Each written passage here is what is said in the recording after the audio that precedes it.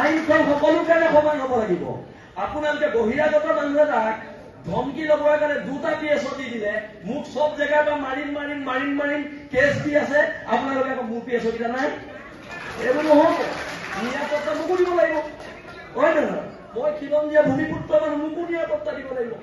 আপোনালোকে যদি ৰাজস্থানৰ মানুহজনক নিৰাপত্তা দিছে, আৰে ভাই মোক নিৰাপত্তা লাগিব,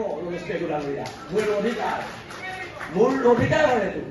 আপোনালোকে এতিয়া মই এটা সৰু প্ৰশ্ন কৰোঁ, মই যদি ৰাজস্থানত গৈ এজন ৰাজস্থানী মানুহৰ বিৰুদ্ধে FIR দিওঁ, মোক ৰাজস্থান চৰকাৰে 2টা PSO দি পঠিয়াব নেকি?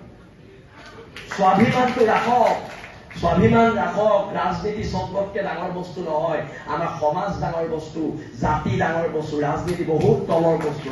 ৰাজনীতিতকে জাতি ডাঙৰ, আৰু জাতিৰ ক্ষেত্ৰত কম্প্ৰমাইজ কৰা নহ'ব।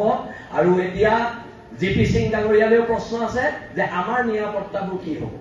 আৰু এতিয়া দেখোন চব যদি অনা অসমীয়া মানে মোৰ এগেইনষ্টত কেছ দি 2টা PSO পাই থাকে, অসমত আমাক নিৰাপত্তা দিবলৈ পুলিচে নাইকিয়া হ'ব। সেইকাৰণে মই কৈছো, আপোনালোকে কেবিনেটত সিদ্ধান্ত লওক যে আমাৰ উজনি অসমৰ খিলঞ্জীয়া মানুহৰ মাটি ছেভ কৰিব লাগিব।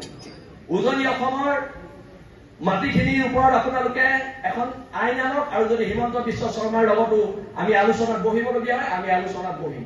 কিন্তু মই পুনৰ কৈছো, আপুনি এজন জনজাতীয় মানুহ, আপুনি অসমৰ থলগিৰি মানুহ। ময়ূৰ বৰগোহাঁই সদৌ অসম টাইম ছাত্ৰৰ সন্থাৰ পৰা গৈ আজি ৰাজনীতিৰ এক উচ্চ আসনত আছে, কিন্তু আপোনালোক সকলো থলুৱা খিলঞ্জীয়া মানুহ, আৰু এই খিলঞ্জীয়া মানুহখিনিক সুৰক্ষা দিয়া দায়িত্ব যেতিয়াই আপোনালোক ক্ষমতাত আছে, আপোনালোকে ক্ষমতাৰ সৎ ব্যৱহাৰ কৰক, আৰু খিলঞ্জীয়া মানুহক অধিকাৰ দিয়ক। বহুতো দল সংগঠন আছে, তেওঁলোকৰ ক'বলগীয়া আছে। মই এইখিনি কথাকে ক'লো, তৰিলে দেশ মৰিলে স্বৰ্গ, হ'ব পাৰো দুখীয়া, আমি কাৰো গোলাম নহয়। আঠুকাৰী অধিকাৰ খোজা শিৱসাগৰৰ মানুহৰ নিয়ম নহয়। আৰু এইবাৰ অধিকাৰ কাঢ়ি অনাৰ সংগ্ৰাম হ'ব। আৰু যিখিনি অনা অসমীয়া মানুহ ইয়াত আছে, আজি আপোনালোকে ৰাজহুৱাভাৱে আমাক ক্ষমা খুজিব লাগিব। ধন্যবাদ। জয় আসাম। সুৰক্ষা দিয়া দায়িত্ব যেতিয়াই আপোনালোক ক্ষমতাত আছে, আপোনালোকে ক্ষমতাৰ সৎ